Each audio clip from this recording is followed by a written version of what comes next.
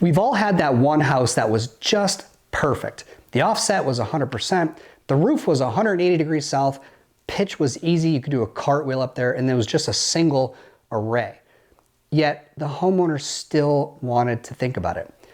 And the problem is we forget that just because it looks good to us doesn't mean they've had their own internal epiphany yet. And you've seen these internal epiphanies happen in front of your face.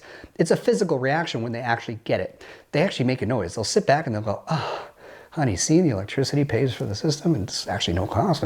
And then they actually have the ability to buy with you at that point. But we get paid the big bucks to get people over that hump and give them the internal epiphany. So the way you do that is you have different tools in your tool belt. You have different analogies, strategies, stories, case studies, visual explanations, which I'm going to show you one today.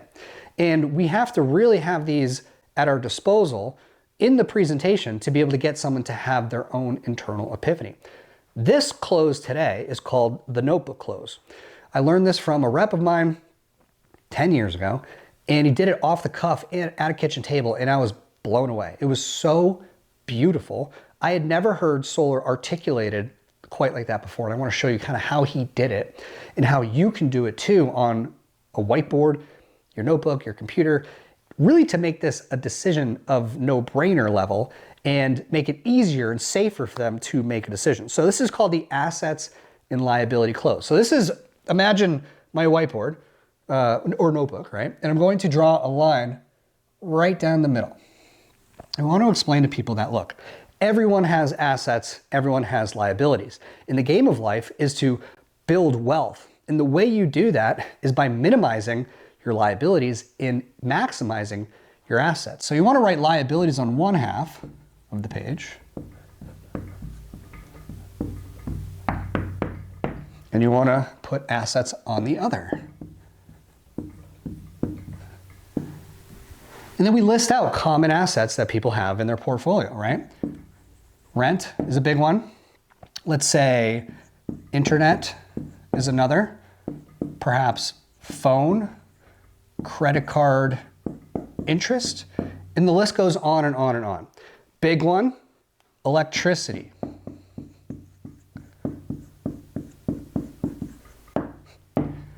And then on this side, we want to list out the common assets that people have. So we have the home, let's say 401k, other stocks.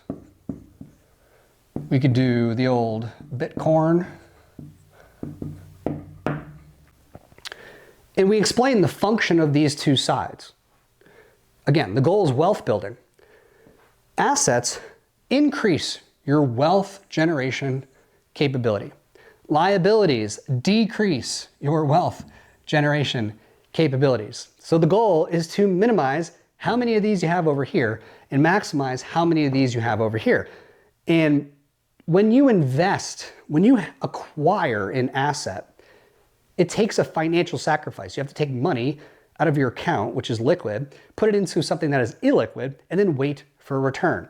And this is where the investment of solar is unlike any other asset you could ever invest in.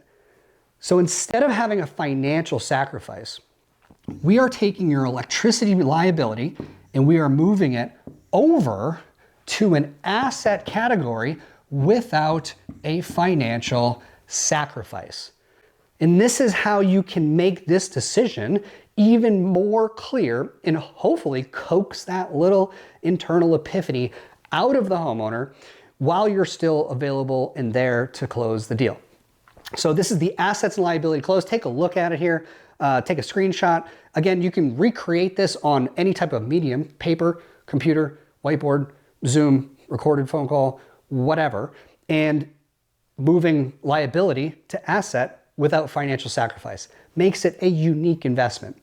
Now, if you hang out for a little bit, I'm going to do another video in this same setup that's going to teach you how to be able to overcome any stall, any objection, and any obstacle the homeowner throws at you. So regardless of what it is, you can do the same thing systematically so you don't have to memorize a bunch of one-liners. So I'm just going to erase this and I'll flip it around and I'll see you on the next training.